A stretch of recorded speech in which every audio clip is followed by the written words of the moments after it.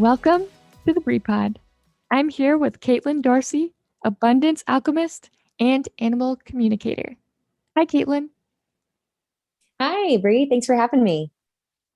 Yes, thank you for joining me. Um, I'm super excited when we had our first chat before we, recorded, and we talked about what you do and like what your mission and passion is in life. And I just wanted you to share with us, what is the Abundance Alchemist and what is it being an animal communicator? Absolutely. That is quite a loaded question, but I'll keep it in a nutshell. My goal is to really help women and men, just individuals in general, step back into their inner power, really to kind of let go of that overwhelm, let go of the burnout, feeling stuck, and really step into loving themselves and actively creating the life that they love. And animal communication may seem very separate in this, but it's not. I'm a strong believer that we have so many different teachers and so many different tools available to us over our lives, and we're not supposed to do this on our own. We're not supposed to go through this human experience just us.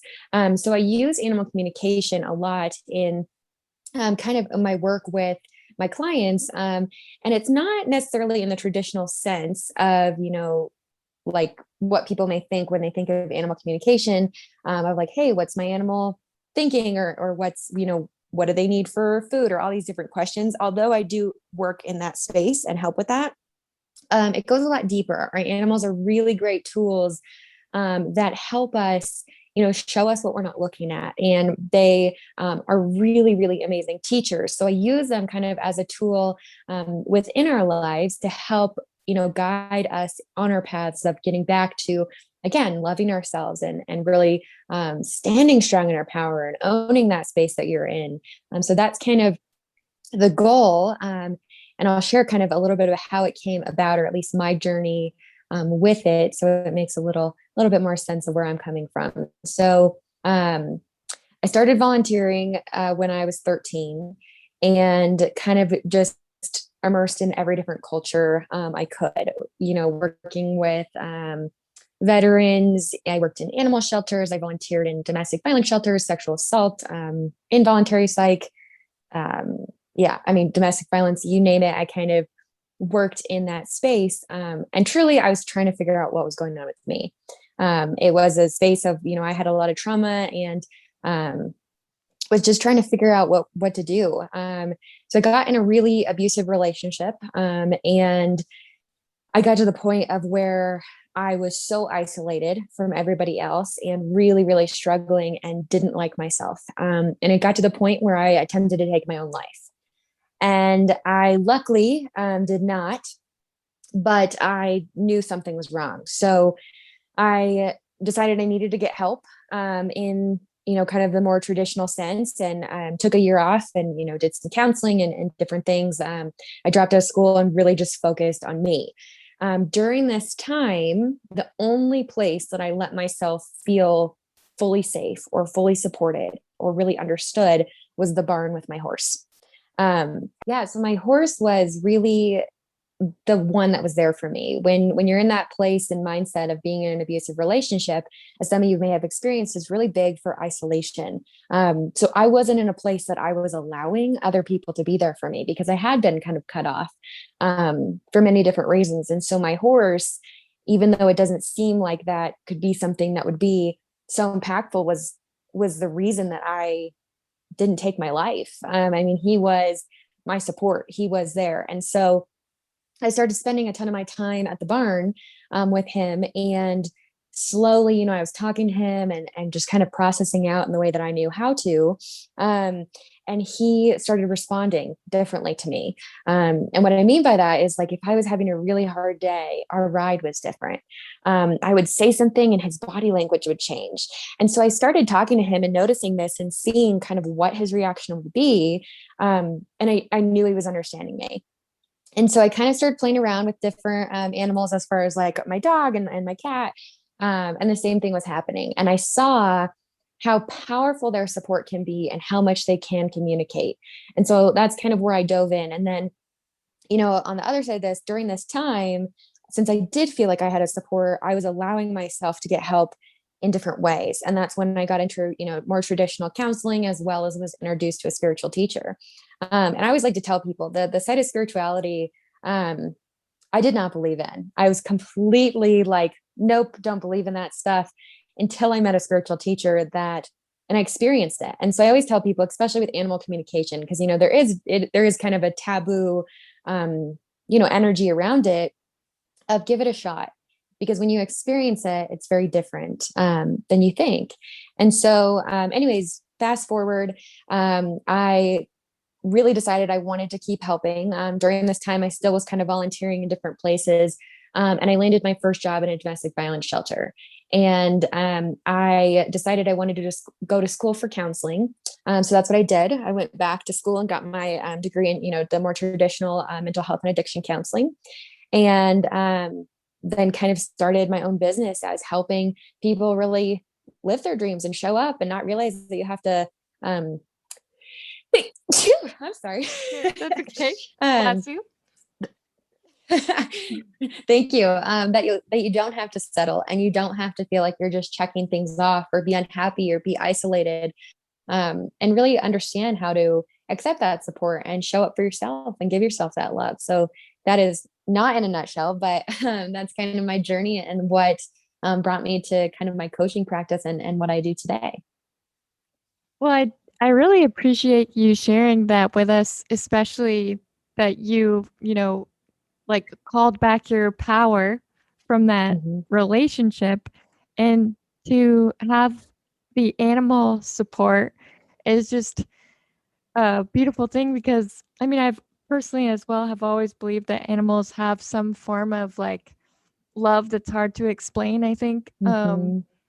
And I'm really happy that, however it was, including if it was your horse, well, it was, but you know what I mean? That however that made Sure. you stay here and go after your passion and now help others with Mm-hmm. hurt and like chaos in their life. I think that's such a beautiful, beautiful thing about you. And I'm thank you for that, for sharing that. Of course. Yeah. It's definitely something that I think needs to be talked about. I think a lot of people think of the subject of, mental health, addiction, suicide as being really taboo. And they are in a sense in society, just because it makes people uncomfortable, and people don't like to be uncomfortable. But it happens and it affects so many more people than we think. And so bringing that up and realizing that, hey, you can have trauma. We all have trauma. Absolutely. But it's really what you decide to do with that trauma is what's important. Because you kind of have two options, and that's where I got to in my life. If I have two options, I can be miserable and not want to be here and not do anything and move forward and feel bad for myself that I am going through stuff, or I can decide I'm going to process that and I'm going to use it to empower myself and move forward, and to show that even though I did have trauma, I'm worthy, and to help other people realize, hey, you get to use that and move forward. Like, changing that perspective is so important, because if I didn't change my perspective, I wouldn't be here, first of all.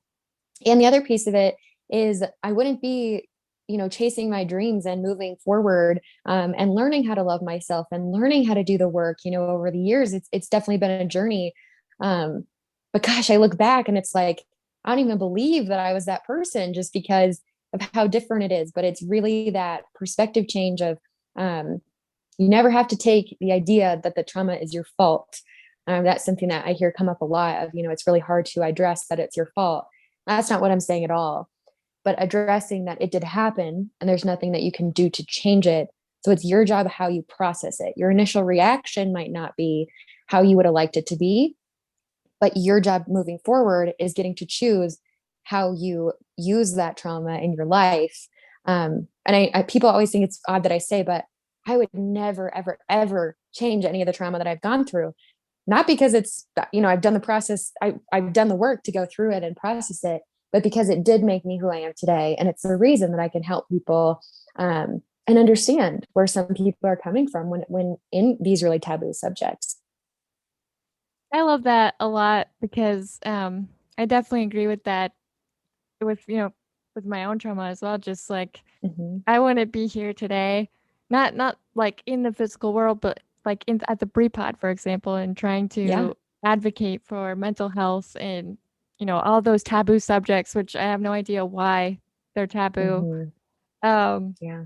it wouldn't have led me here today, so I appreciate you saying that as well because it's true. And look at what you're doing. Hmm. You're helping so many people. You've helped so many people. You helped yourself, and you also found a deeper connection for us to have with our animals. Not just like that they're Hmm. cute, little fuzzy, but they have more to offer.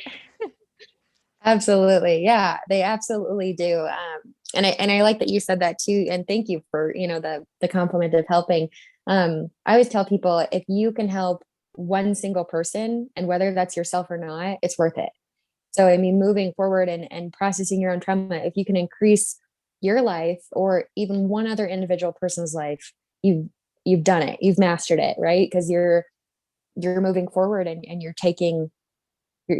showing up actively in your life, which is kind of what I help people do. I mean, you have the power to manifest. I mean, the power in our minds is just amazing. And then actually, understanding how the subconscious and the conscious mind and energy interact, when you kind of get to that place, um, you really have a deeper understanding of how to manifest your dreams.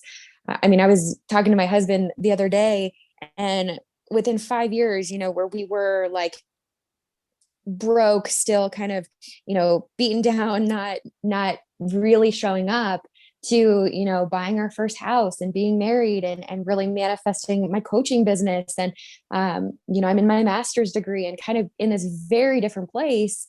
It's Nothing has changed except for the fact that I chose to show up.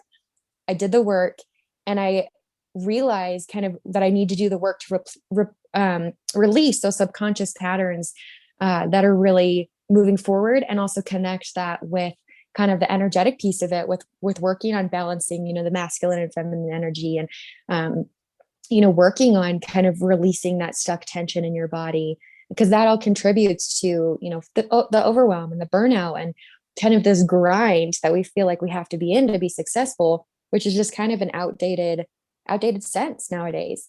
It's not necessarily the way to get all your dreams. And sometimes it's exactly the opposite. If you're working on the grind and not showing up and being creative and in that feminine flow as well, then the two don't balance. And that's kind of our job here as humans, is to figure out how to balance the human experience and our spiritual existence, and figure out how to blend the two together to enjoy our life.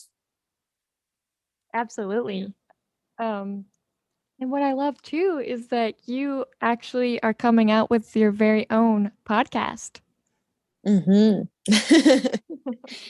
I am. I'm very excited about it. It's called the Abundance Alchemist podcast.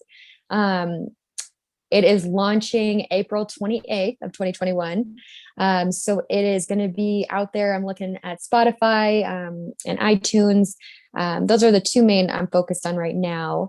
But it's going to be a place really to dive deep into kind of science meets soul is kind of the idea that I'm going with. Like I said, I have that traditional background in kind of the mental health and addiction counseling.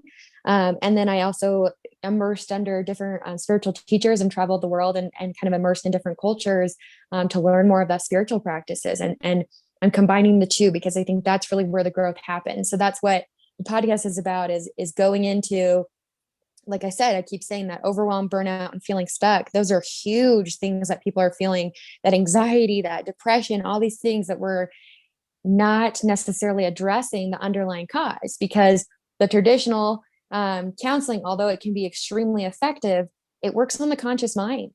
It doesn't necessarily go deep enough to break patterns on the subconscious. Every now and then, absolutely.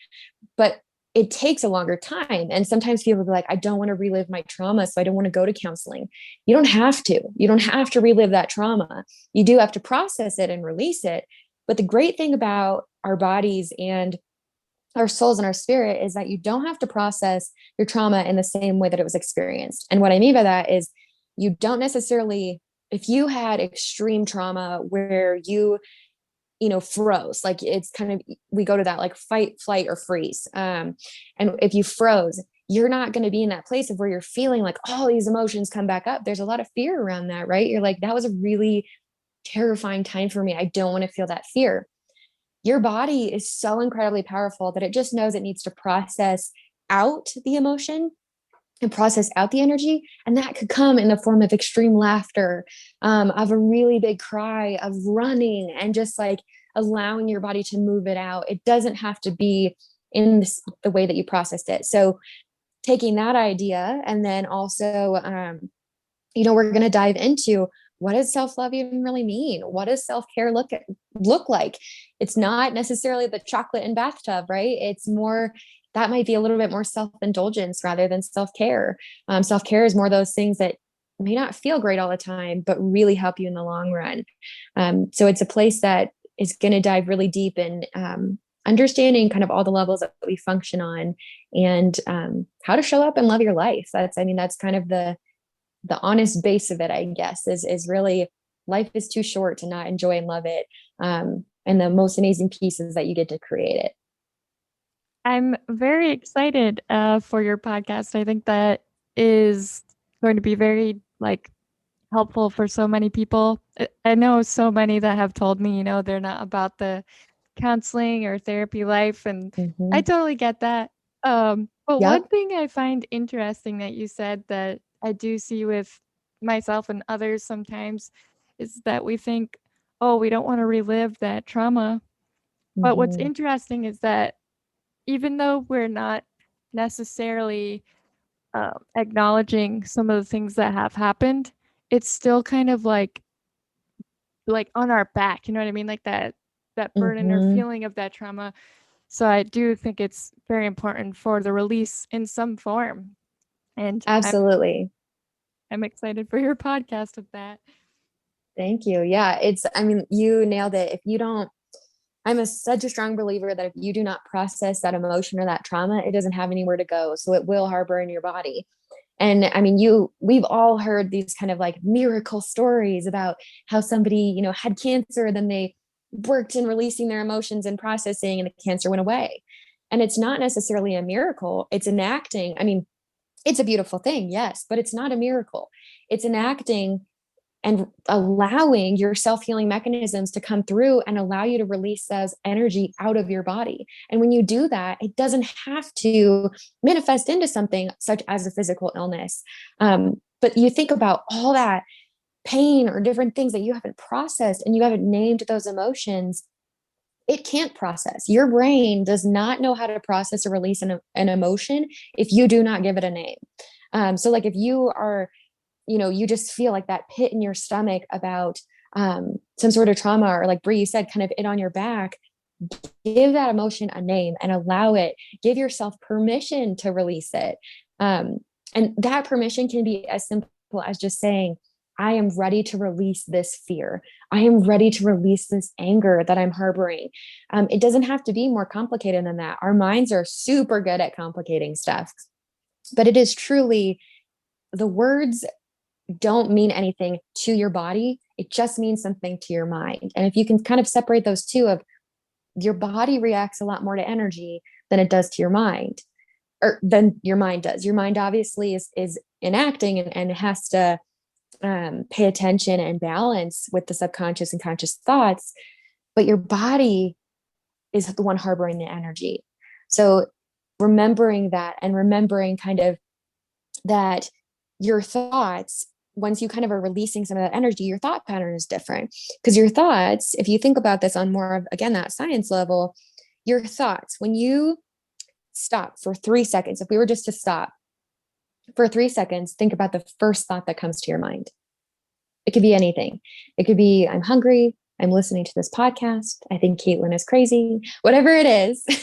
you already told your brain, or your brain already had that thought. So it already told your body how to react. You already changed your entire brain for the rest of your life because you had that thought, which created a chemical reaction within your body.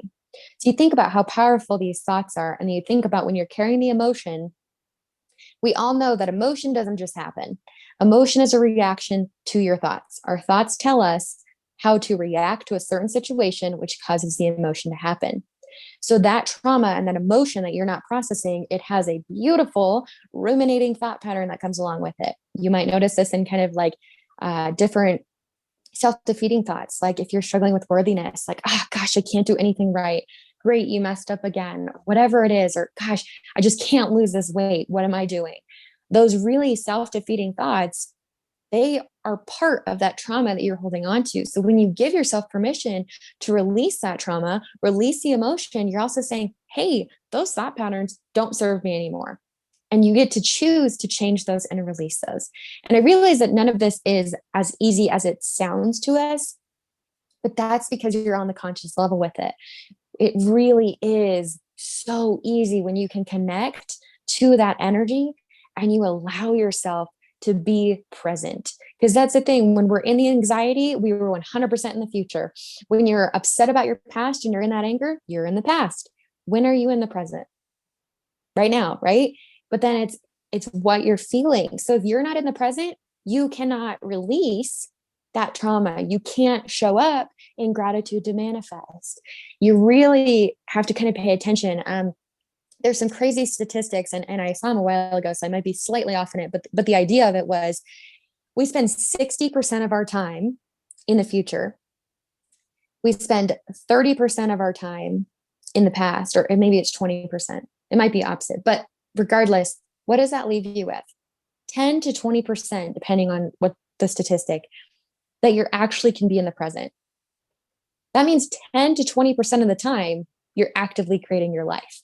But the other 80 to 90%, you're not. So think about how powerful that is with, releasing and moving forward and actively creating and showing yourself self-love and creating the life that you want. If you're only doing it 10 to 20% of the time, how effective is that? Right?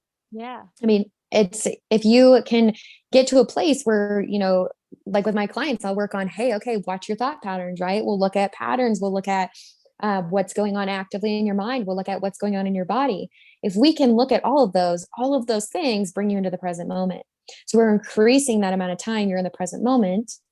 And that means you have, even if it's 10% more, that gives you, 20 to 30% of actively creating your life rather than that 10 to 20%. It's really powerful. Yeah. Wow. I never thought of it like that. So just kind of mind blown over here. Yeah, I know it's crazy. We don't think about, how much we are not really paying attention. I mean, and we're all guilty of it. I am by no means any different, right? We can all get sucked into that never ending to-do list, or, what else you want to do or have to do, or what you feel like you should have done better. And we're really good at allowing our subconscious patterns to dictate where we are in our life currently. And I'll tell you a little secret. Your subconscious mind is only going to get you as far as it's gotten you before. So if you don't like where you're at, nothing is going to change unless you deal with the patterns and the trauma that are dictating what's happening in your life. Your subconscious mind is what, when I see, when I have clients come to me and they'll say, oh, I've been working on manifesting. I've got my vision board. I've got my affirmations. I say two things. Okay, what's the emotion behind those? Because the big house and the car and the fit body or whatever you're looking at, they don't matter. What's the emotion behind it? That's what you're craving. So look at the emotion.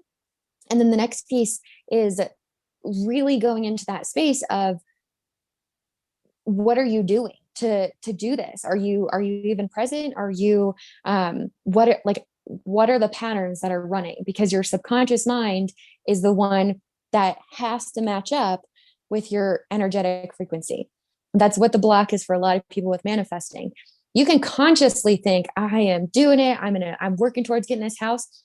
But if there's a subconscious pattern that's not allowing you to do it, your subconscious mind is what reacts to your energetic frequencies. If those two are in imbalance, you're not going to manifest it, because you have to be giving, because in that way, you're giving mixed messages to the universe. You're saying, I'm going to continue doing this pattern and I'm not really willing to change that. But hey, I want this big house and I want to feel worthy and I want all these things, but the two don't match.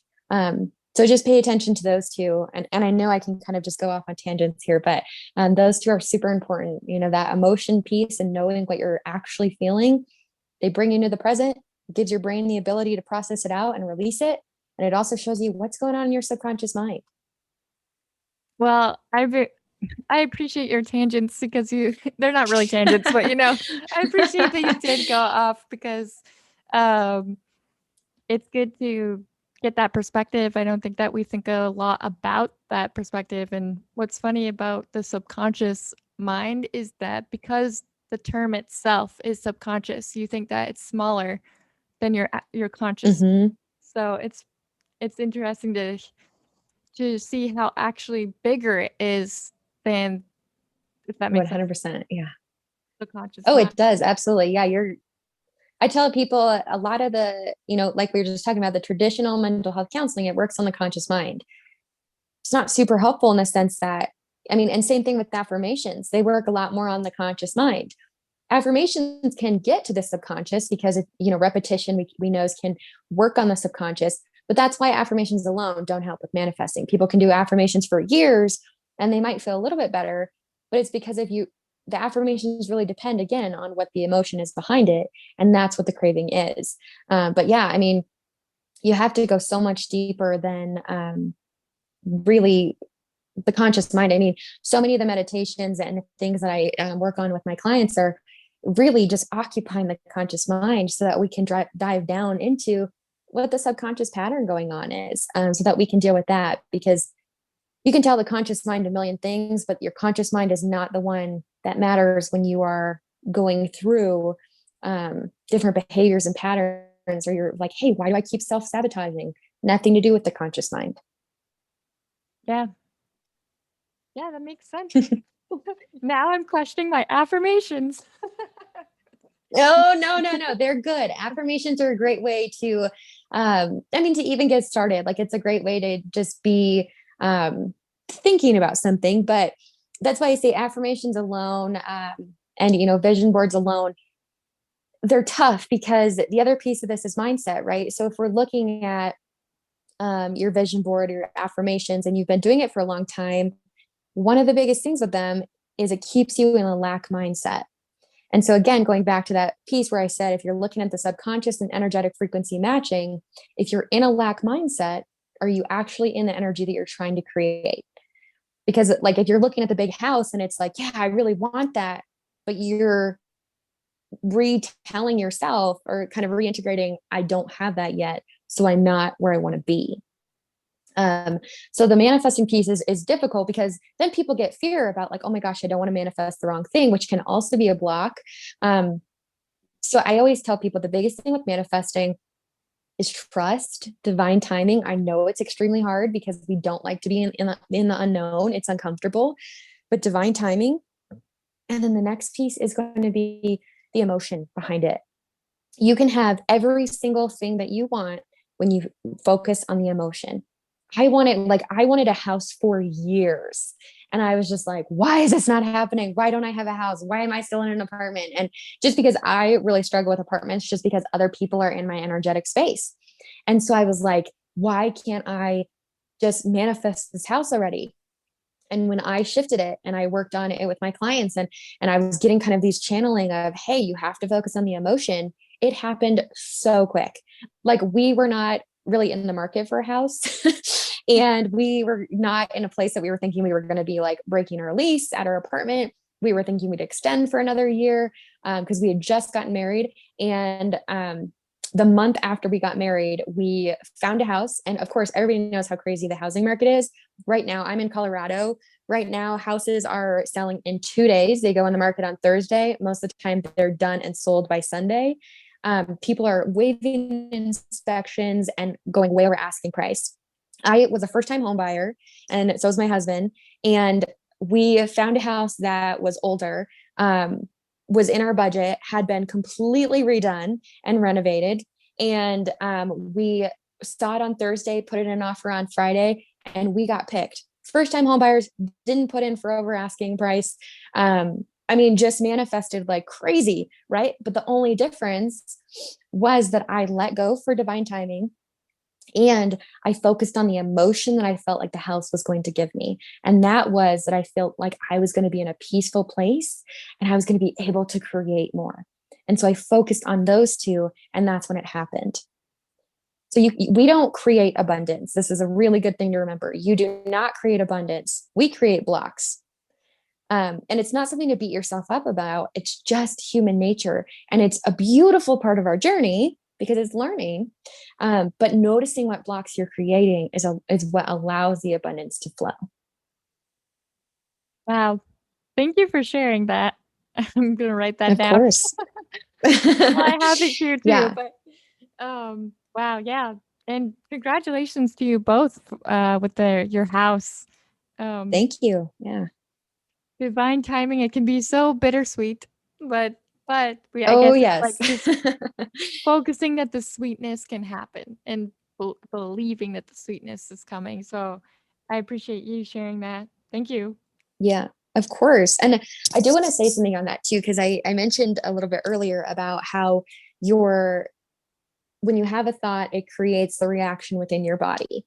And thinking about how powerful that is, that if you're focusing on the emotion of what you truly want or what's behind what you're trying to manifest, you have the power to create it within your body, which means you're not putting yourself in that lack mindset. So there's kind of the difference between if you're just looking at your vision board and you're saying, yeah, I really want that house, or those affirmations of, yeah, I really want, to be skinny, or I want to lose 10 pounds.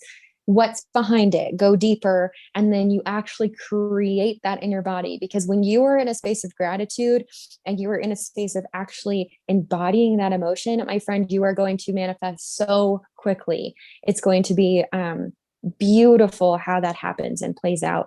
And then divine timing. I mean, sometimes we get this negative connotation with divine timing because it's like, hey, it's not happening on my clock. But divine timing is such a beautiful gift because it only gives you what you're ready for. So just remember that too. If it's a beautiful time when it happens, because it means you're ready and it means you're growing and you're moving forward. So celebrate that. Celebrate those too.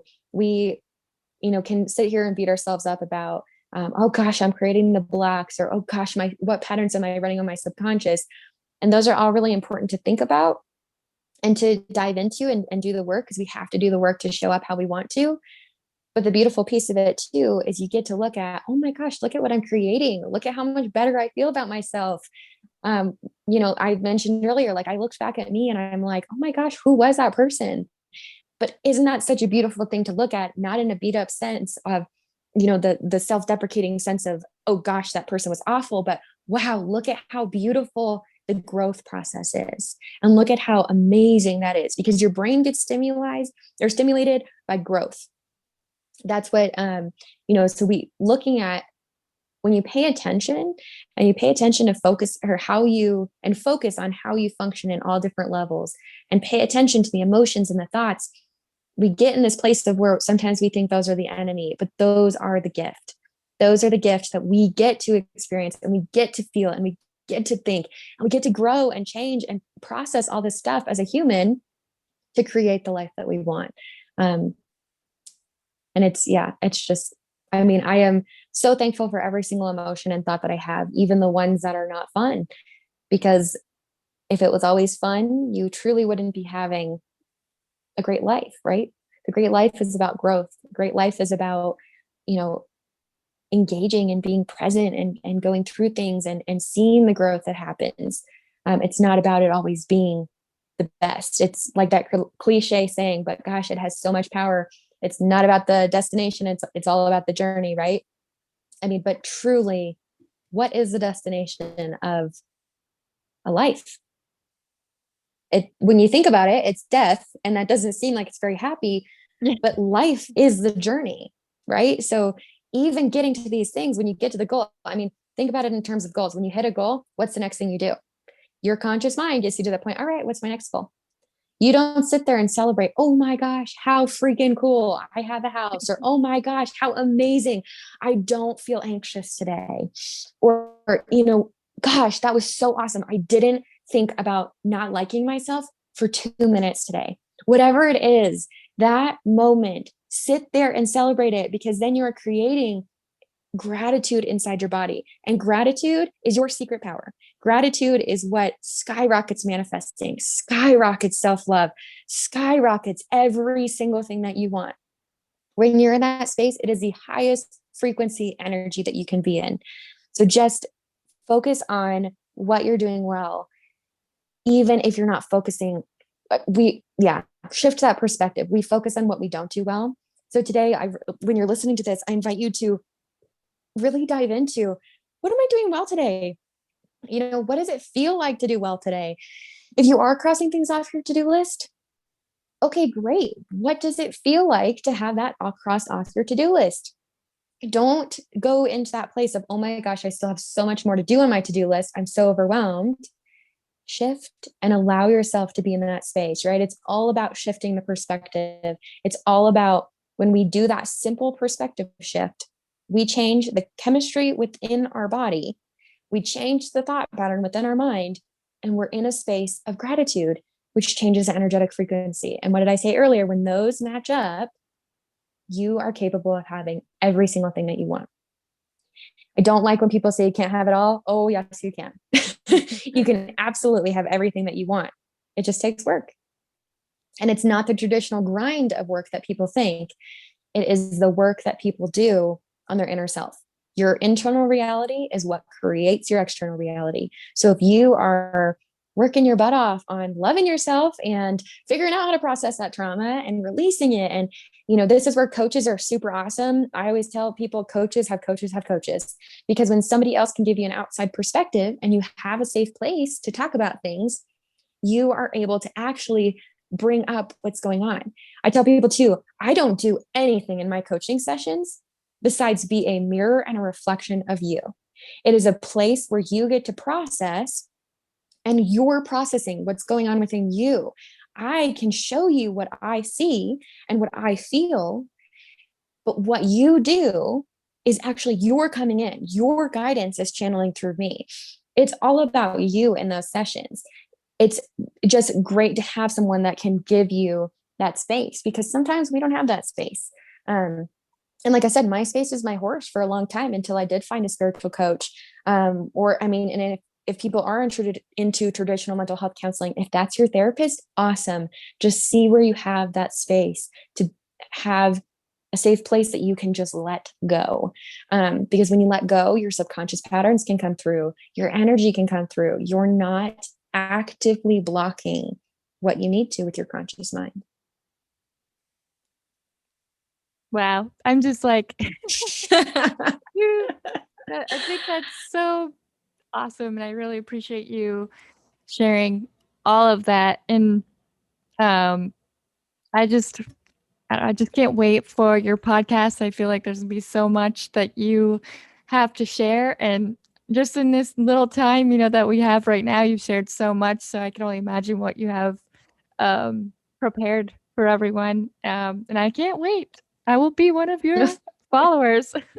Awesome. Thank you, Bree. I appreciate it. And yeah, I'm so happy that I was able to kind of come on and share and be on your platform today. It's a huge honor to get to talk to people. And I always tell people too, it's not, for me, it's really not about like selling coaching sessions. It's about the fact that, like I said earlier, we are all supposed to have so many different teachers, and we have so many amazing tools.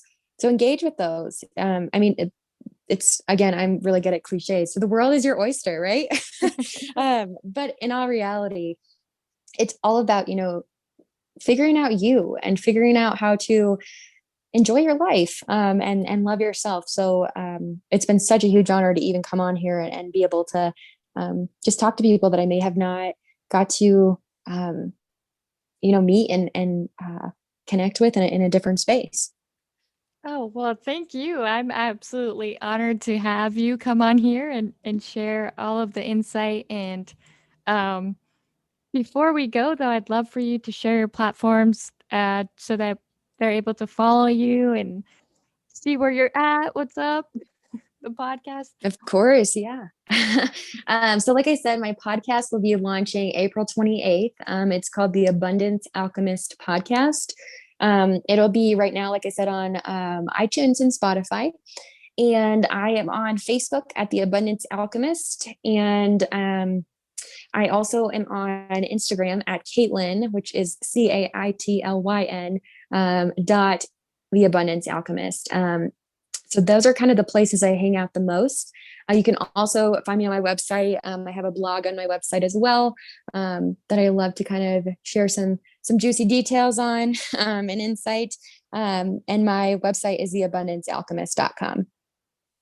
Perfect. Thank you so much. And for many of you that tune in with us, I just wanted to do our 3 affirmations.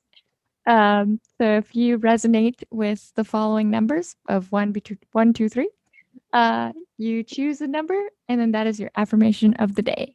So for group number 1, I am in the process of positive change.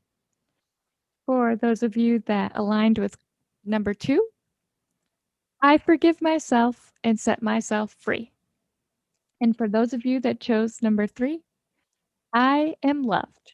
And with that, you are loved, you are worthy, you are cherished, and I am proud of you. Until next time on the Brie Pod. Bye. Bye.